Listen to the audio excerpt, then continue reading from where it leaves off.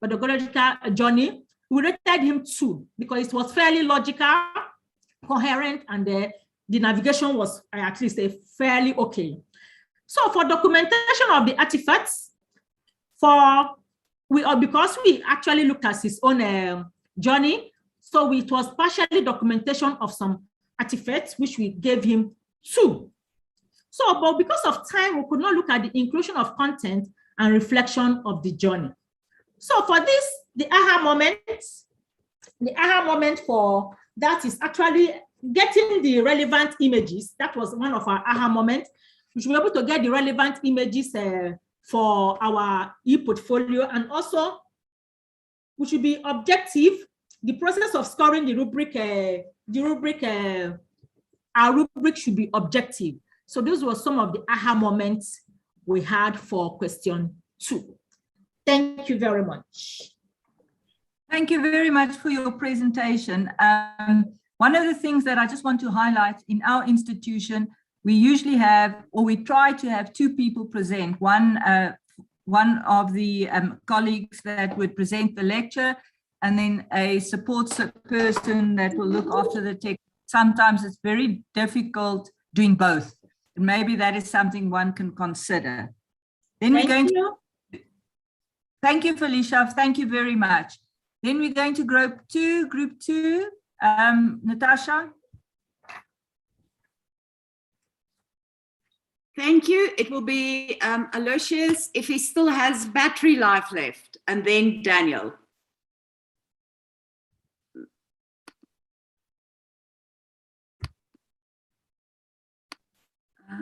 Aloysius, let's see, is he still with us?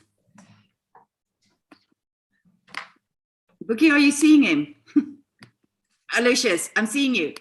Yes, he's there. Yes. Thank you. He's there, but I don't know about his battery status.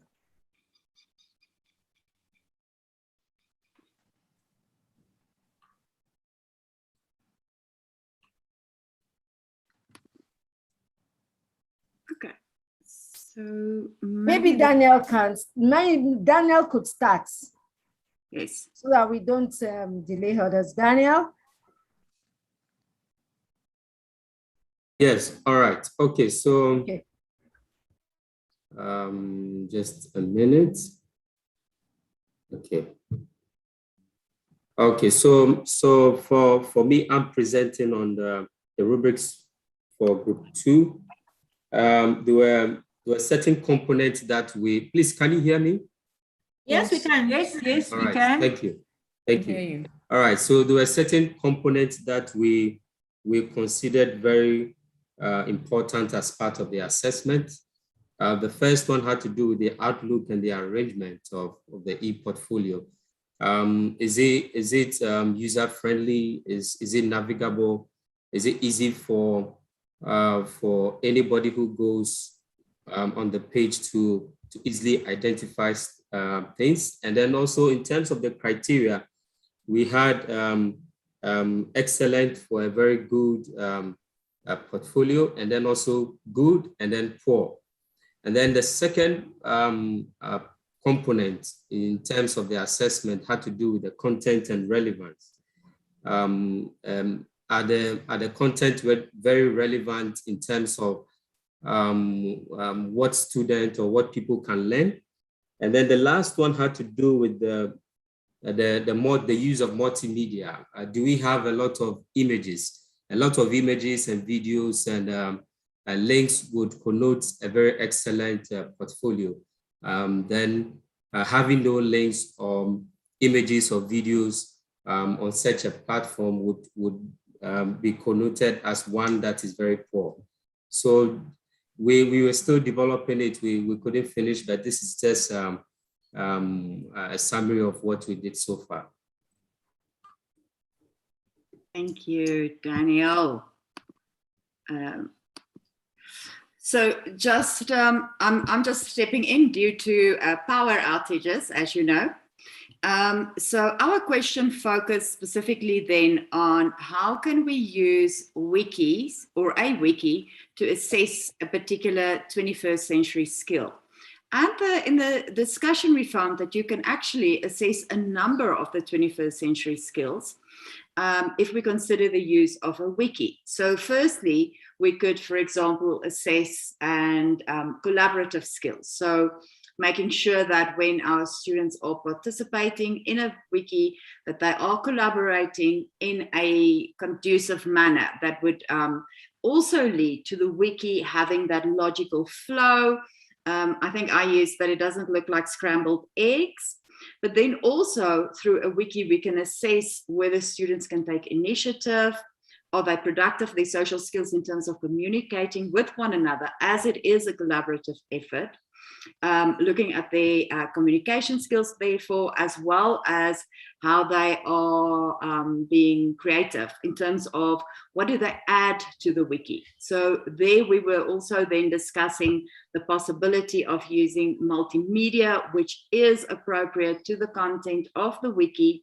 What type of information are they sharing? And then obviously with a wiki, being it asynchronously, the student's ability to actually use technology.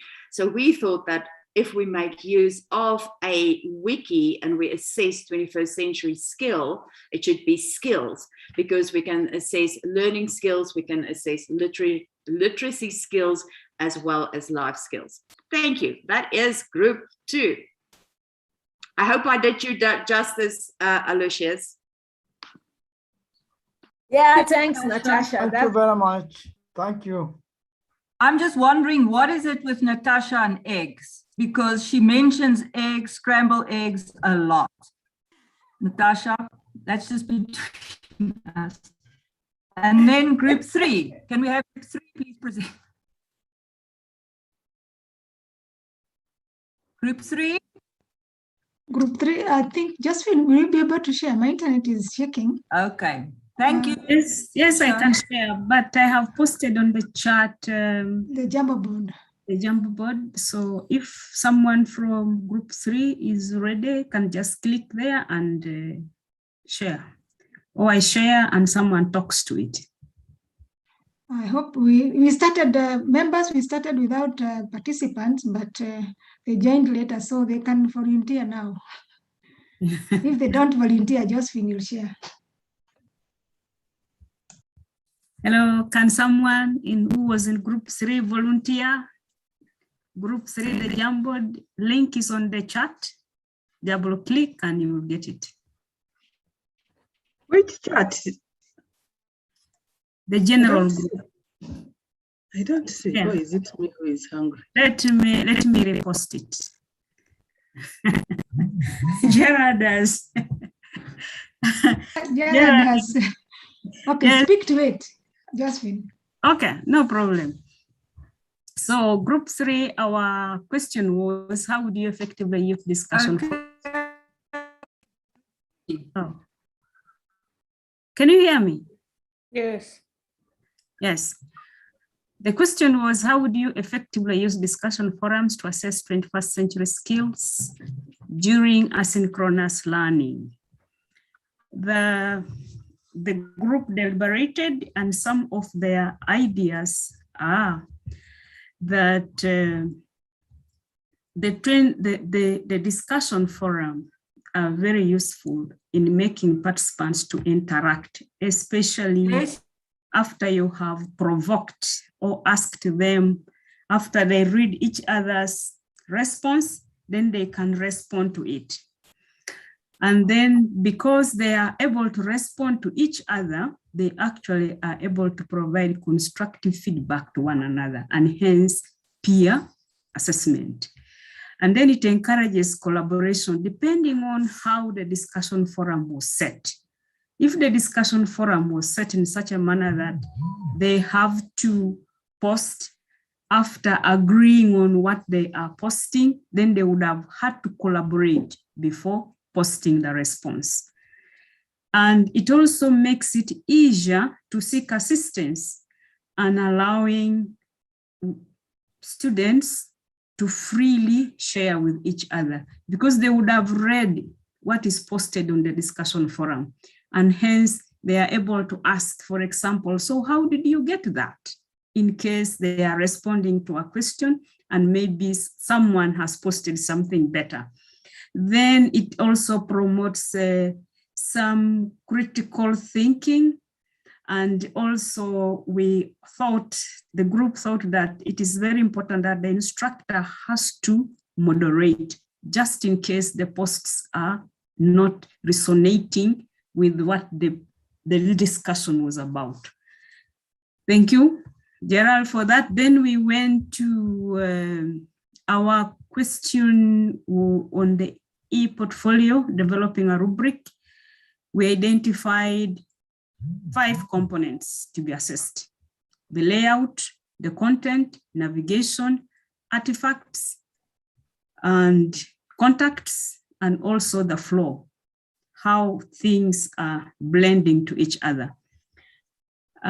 Except Gerard, maybe you'll have to stop sharing and I share, because someone sent, okay, let me see, where is it?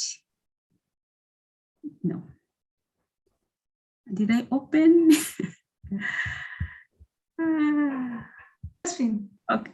Let me see what I can share if it is possible. She shared it to my email, but I think I forgot to open it. Okay. Patricia, share the rubric. I'm not sure, no.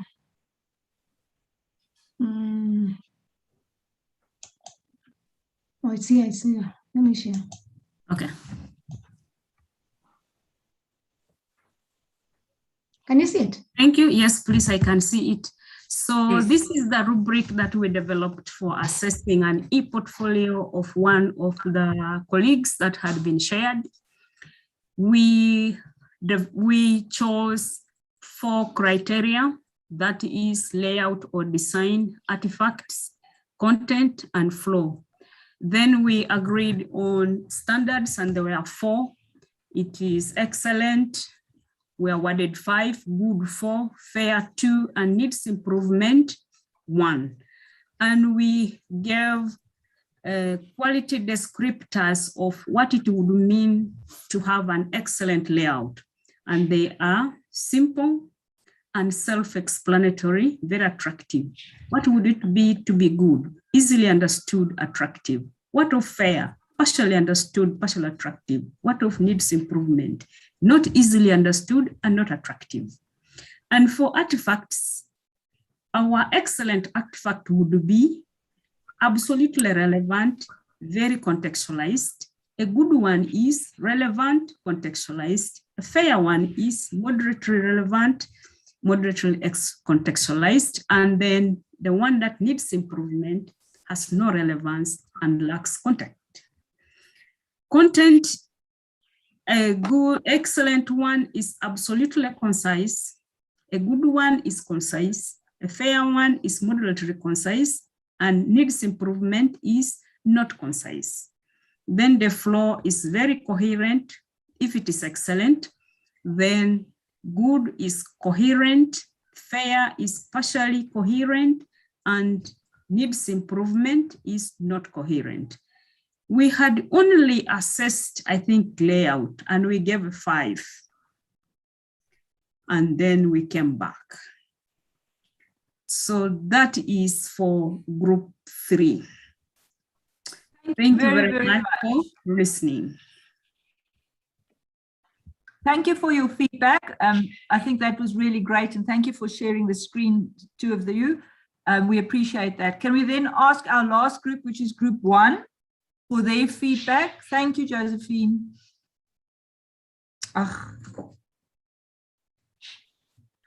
Okay, I'll be sharing for group 1. Apologies for the noise. I'm at a construction area. It's Stella Lubinga from University of Pretoria. So what our group was given is to give examples of how you can effectively use blogs to assess students' engagement in asynchronous sessions. So from our side, looking at the group as a whole, very few had used blogs and a few had used them. So you can see the comments there, haven't used it yet. and in the lectures and stuff like that. But what came up is these can be used to assess the following skills, looking at communication skills, critical thinking, and writing. I mean, it involves writing. What are the key elements that one should ensure when you're using blogs? Ensure that the topic used in the blog is worth it for the students to pay attention to it, because we know students, they get irritated quickly, and if it's boring, they won't give you any cent to do anything there. And then feedback is key. As they blog, you really need to give them feedback. You need to encourage effective participation, ensure that it contributes to a certain percentage, especially if you're looking at the undergrad students. If it doesn't contribute much, again, participation may be lost there. And then one needs to ensure that you set the goals and share expectations with the students, as blogging takes commitment. So students need to know how often you want them to use the blogs, how are they going to contribute to what, or should they just ignore everything? So that is what we worked on in group 1.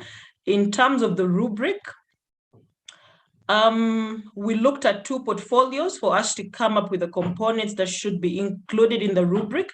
We looked at a 4 scales, so excellent for 4, good 3, acceptable 2, unacceptable 1, and then at the end you can see the ratings. So in terms of the introduction, we looked at the introduction, which could have been the homepage, given that it's an e-portfolio. Is it a strong introduction? Does it talk about all the subtopics? You can read that. I won't go much into it. And then we'll use use of artifacts. Artifacts and work samples are clearly and directly related to the purpose of the e-portfolio, not just one picking anything. So for you to get excellent, they have to be related. And if you're given one, the artifacts and the work samples do not really relate to what is expected in the e-portfolio. So the one that we graded, we gave the person 4, as it's a fully fledged e-portfolio. You look at it if you can get the link. Then in terms of reflective commentary, pretty much what are your reflections in the modules, and either what you teach or just reflections on the PedaL journey. All reflection clearly, they do explain how the artifacts demonstrate your growth. So you would get excellent and would give you a 4 there. And then most of the reflections explain growth and include goals. You'd get a good. Unacceptable is when the reflections do not explain the growth and include goals for continued learning. So if pretty much you're still where you started in your reflections, I think that would be unacceptable, or the session was a waste of time. So what we looked at, the person got a 4. We were very non-generous with the marks, so bear with us. In terms of navigation, how quickly can you navigate through the portfolio? And those are the descriptors. And the person got a 4. You should look at that. It was worthwhile. And then focus and sequencing was the last one. We did debate about the teaching philosophy, which should be in every teaching rubric, and this being one of those modules. So that is it from group 1. Thank you very much, Stella. Thank you very much for the very concise and clear feedback. Then I think that is the end of this session. I just want to thank you all for your very valuable inputs of feedback. It's been a very enlightening session, and thank you very much for being willing to share. Thank you, Simon.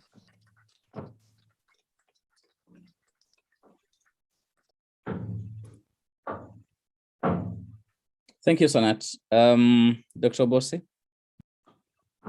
maybe you can have 10 minutes or 5. Okay, thank you very much, Simon, colleagues. Thank you also, Senate. I want to take you through a short session. I'll ask to receive questions from the participants and everyone. The questions can be directed generally. Somebody can fill, and it can also be specifically directed to a particular presenter or whoever led in one of the sessions. As a matter of protocol, I just want to draw your attention to the bottom of your screen section marked reactions. So if anybody feels like putting up a question, please just click that part marked raise hand. I will see it and I'll give you a chance to present your question. So there we go. And we're waiting for the first question.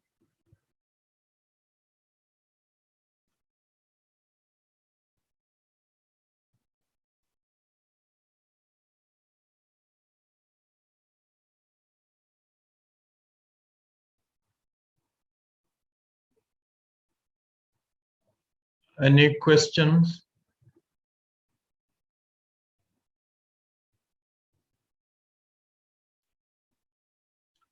Sarah, you are number one. Go ahead. Hey, thank you very much. Thank you for all the engaging sessions we've had. I have a question. I'm going to start teaching a small class of about 33 students starting tomorrow. And I've tried to set up all these wonderful things on the LMS, applying all the PedaL skills that I've learned, you know, setting up activities and all. But when I was chatting with the class on WhatsApp just this morning, they're all hesitant to sign up on the LMS because of previous experience. And so they would rather we have all these synchronous sessions, and yet my course is very practical.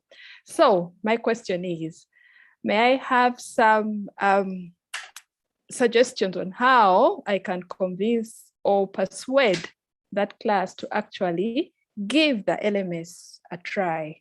Thank you. Sarah, from the chat, Rafael has reminded us that even if you are having some connectivity issues or whatever challenge, please type the question in the chat. It can be responded to in the chat, or we can ask a resource person to give a response. So Sarah has put a question. Do we take the next two so that, but the responses on the chat can proceed so that we move on? Or if anybody is, I'm not going to complete my sentence because John Redo's hand is up. So that takes precedence. John, go ahead. Thank you very much. And the very good training that we are undertaking, and the very important skills that we've learned, very elaborate, requiring a lot of time. I just wanted to ask a practical question.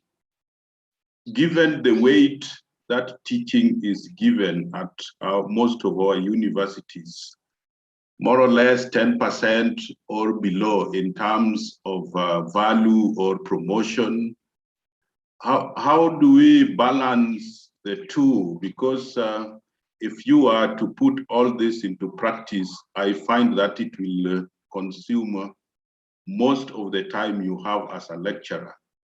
Thank you.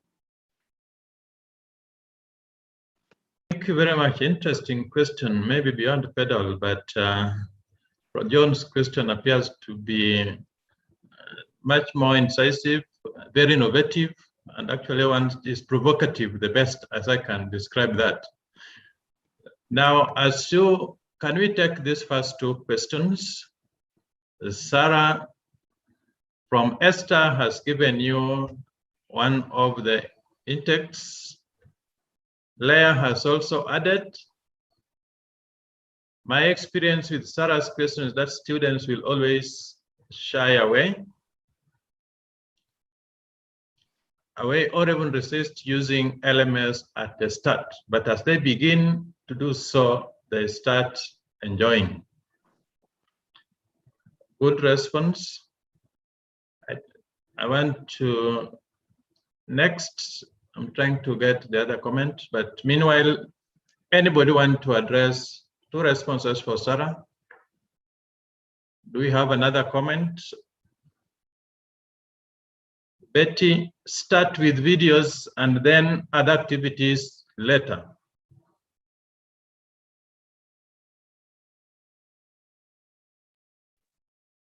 Jared Ongaro, your hand is up. Go ahead. I just wanted to address Sarah's question. Basically, there is no best way of doing some of these things, and this can be a challenge. I'm now speaking as a lecturer. I think one way to do it is have an assessment, which is on the prerequisite, like what do they know, and tell them it carries some marks and tell them it's available on the LMS. That's how you pull them, and make sure you put very nice material on the LMS. Then the students will realize why they really need that. And another thing is that if your university is using Moodle, ask them to install something called Moodle Flow. It's like a forum, but so they can only ask questions which you can track, and they have to do it through the LMS. So the moment you put the link on the chat during the live session, then they have to be directed to the Moodle to ask their questions there. And so those are some of the experiences I do use. I mean, it's not threatening, but you can put a small cut or small evaluation on the LMS and put very good material within the course. Every course, everything you do it first as LMS. If you're sharing notes, you're doing it via LMS. And then students will just spread the word like, oh, the LMS is also fantastic. It has some great stuff which we can learn from. Thank you. Thank you, Jared.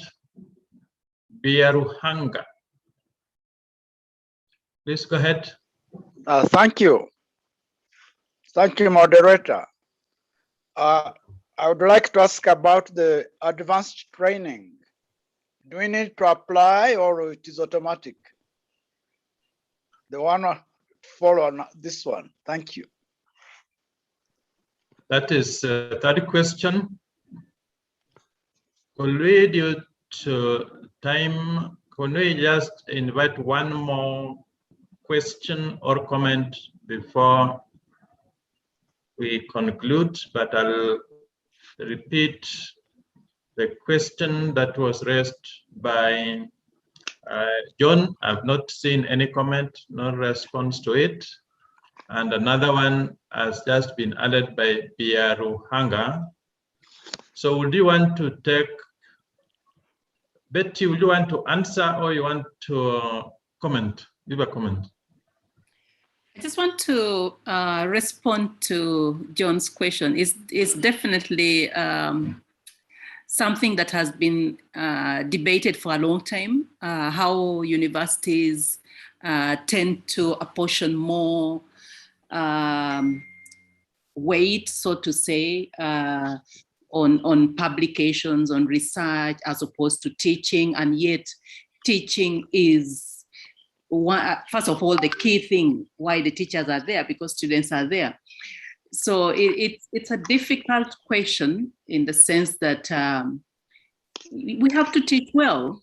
We have to teach well in order to also research well. I think if we don't teach well, we don't do good research. We need to balance both. But for me, it's maybe time to begin advocating to our university management so that we have a way of valuing teaching a little bit more than it's right now being done.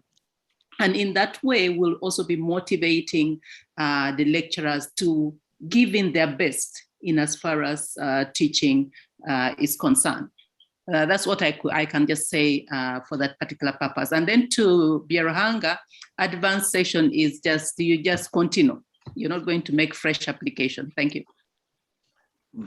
Thank you very much, Betty. I was going to throw response and a question at the same time. Do we teach what we research, or do we research what we teach? I think that is just to add to the response which Betty gave, just to give that these things are related and how you balance and what they find them interesting. Fred, your hand is up. Yeah, thank you, Joseph, for that. Mine is just to throw spanner into the works. As colleagues have mentioned, these are good materials, comprehensive in nature, logical in sequence. But who is the consumer? my experience with the kind of students we have is that all this may not matter. What they want is the grade and the certificate. So how do we re-engineer the quality of education in the young generation we are teaching? Thank you. And thank you, Fred. Additional, one more comment before one more question, one more comment. If there is no other question or a comment, Biarugaba, sorry, I'd seen your hand earlier on, but I Okay, forgot. thank you very much, moderator. My question is, for how long are we going to have access to the learning management system after even the advanced training? Thank you. Michael, although that answer had been provided in the chat earlier on, but somebody probably will be happy to give it again. There was a response that will take you for some time, maybe even 1 year. So you'll still be able to repeat reading and testing every now and then. Michael, your hand is up, though it is the second after the one I said was the last, but please go ahead, feel free. Thank you very much, Joseph, for this. Colleagues, I would like to also give a shot at John's question. You know, we are looking at transformation of pedagogy, and this transformation is happening wholesomely. I don't see the reason why we were even discussing it in one of the smaller groups we're in. I think our policies should be able to open up to so many things so that we can catch up with the developments. If we are talking about transforming pedagogy and we are still using the same old policies that are not governing us very well, then we are going to be in trouble. So when we look at issues of aren't we going to waste a lot of time and take a lot of time in designing of materials and making them more nice, and then lose out on the teaching? Of course, the good teaching only comes after the good design of materials. Initially, there is a lot of investment in basic practices, a lot of human skills invested there. And afterwards, maybe we shall reap the benefit. We are going to take a lot of time because the time that you invest initially is much, but at the end of it all, invest the time, the benefits of the time you invested in. I submit.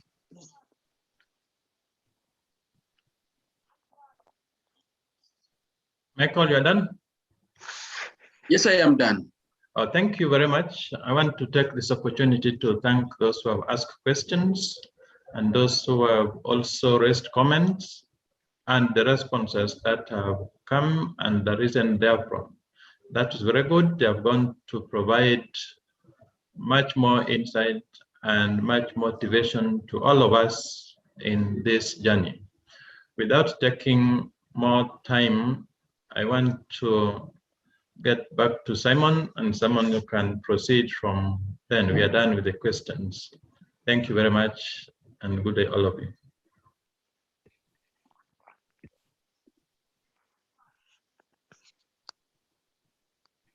Thank you.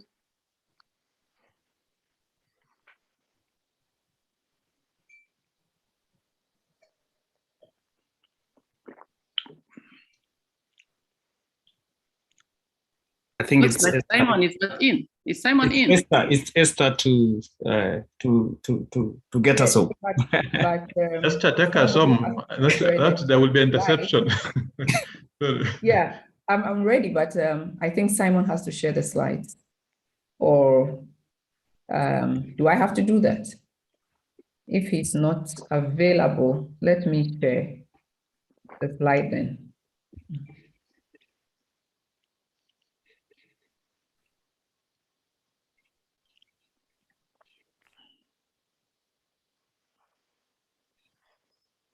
Okay, so we basically are coming to the end of our exciting 3 weeks.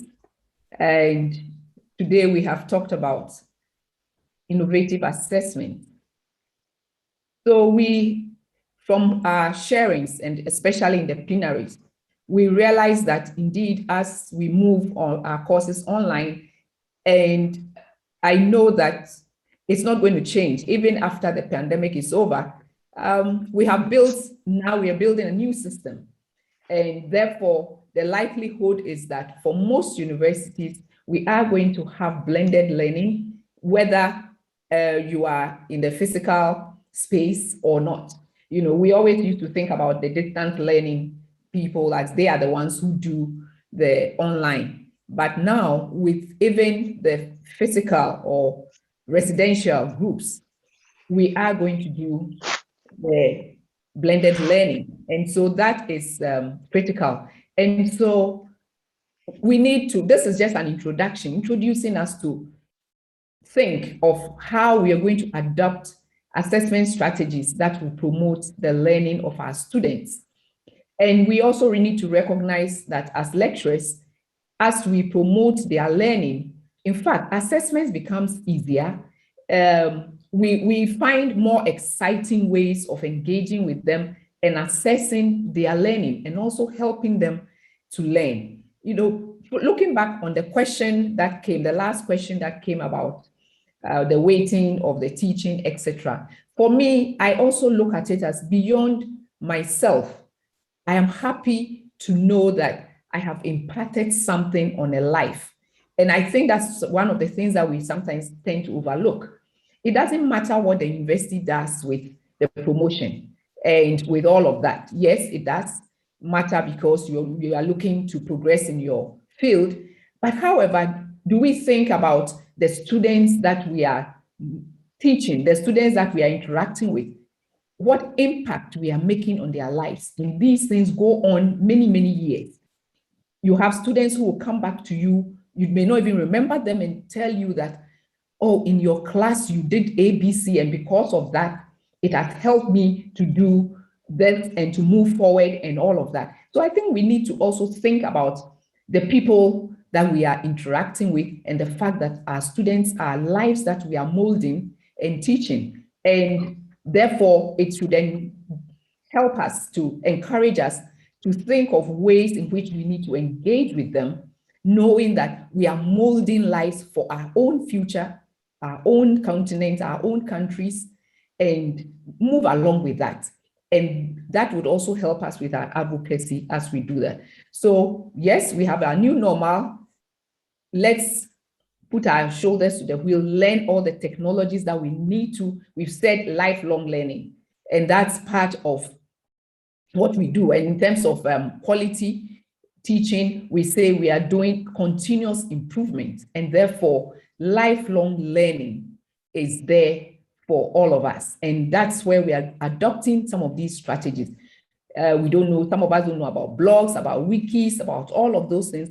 We need to think through how to adopt them into our system, what will work for a particular group of students and a particular course that we are teaching. We are not saying that adopt everything holistically just like that.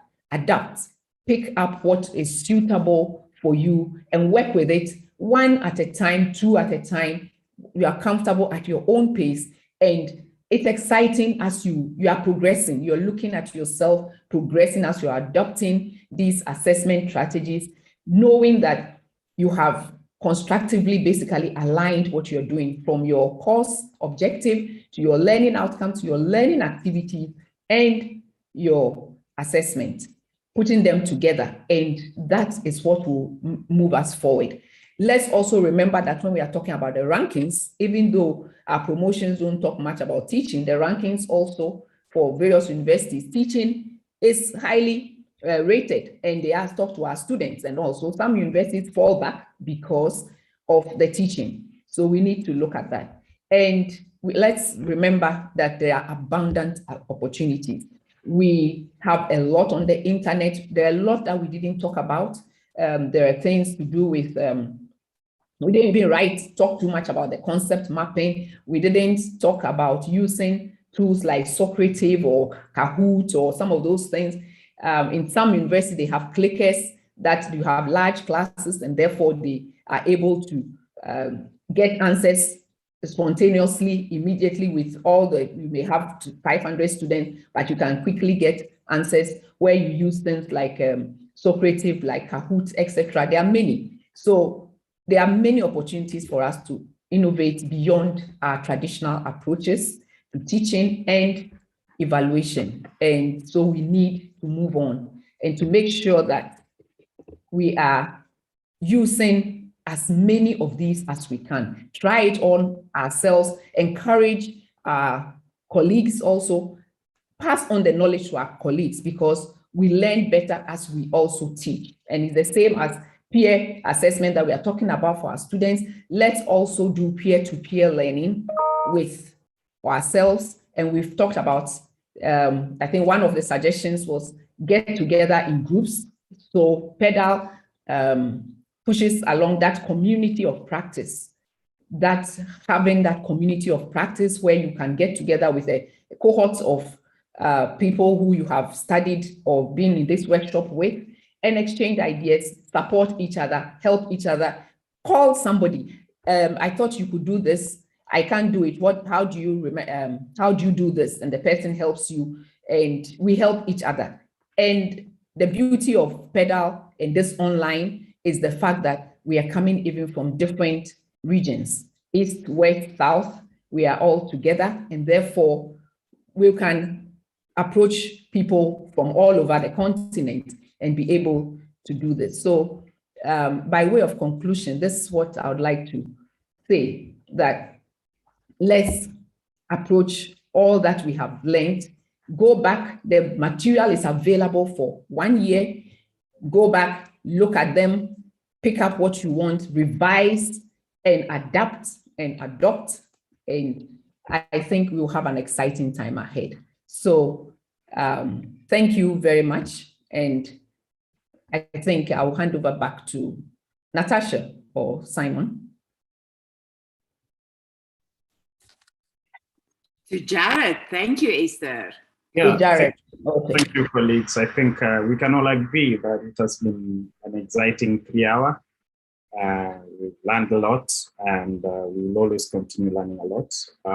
So one thing I want to say is that I want to remind ourselves that we do this conclusion more officially on Friday when we have the closing ceremony with case methodology with Professor Wangombe. Please don't forget that. And the session will start 1 hour late, early than these other sessions. We have been starting at 12 East African time, but this particular one will start 1 hour early. Please mark your calendar and let's meet on Friday. But I think once we have done this so well, I think I'll send you away, and we'll do this in 3 factorial. 3 factorial just means we just count from 3, then we come 2, then 1. So we just grab 3 factorial, and then I'll play you a song, because Africa is our business and we are African. So we just do it. So 1, 2, 3, and then 1, 2, then 1. That's 3 factorial. Count 3, 2, and then 1. So thank you very much, colleagues. It has been 3 hours, and let me send you away with my best from Africa. Thank you.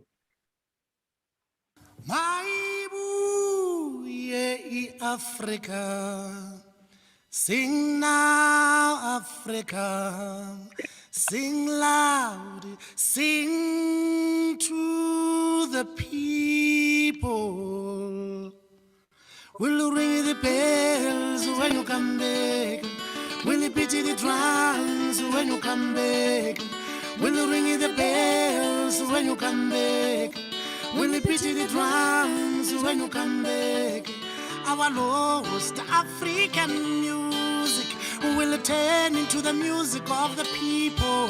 Here's the people's music, but the people's culture, and I'll be the one who'll climb up the mountain, reaching for the top of our Africa days.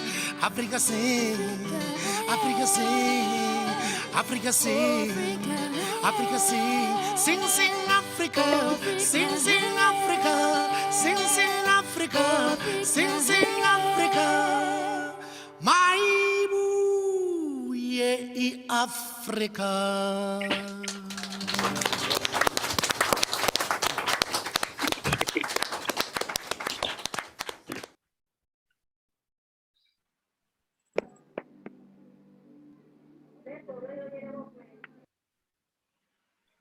Thank you, everyone. And bye for now. Thank you, everyone. Goodbye. See you soon. Bye. Bye. Thank you, Jared. It was lovely. Thank you. Thank Have you, a Jared. good Thank day. you, everyone. Thank you for this experience. A memorable. Thank you, Lulu. Natasha, I didn't see you dance. Josephine. I was Thank dancing. you, bye, I'm always dancing when I hear music. You know me by now. I've invited people to the tent for a dance. Natasha, I didn't see you dancing. I've missed your dance. Josephine, try to dance too. Yes. While sitting here. Me and Didi always dance, and Mama PedaL. You must know. Where's Olutayu dancing with us? Yes. I join you sometimes. Josephine, Yes, dance. When we convene, we'll all be dancing. Yes, I just want to see you dancing. Where is Mama PedaL? Yes.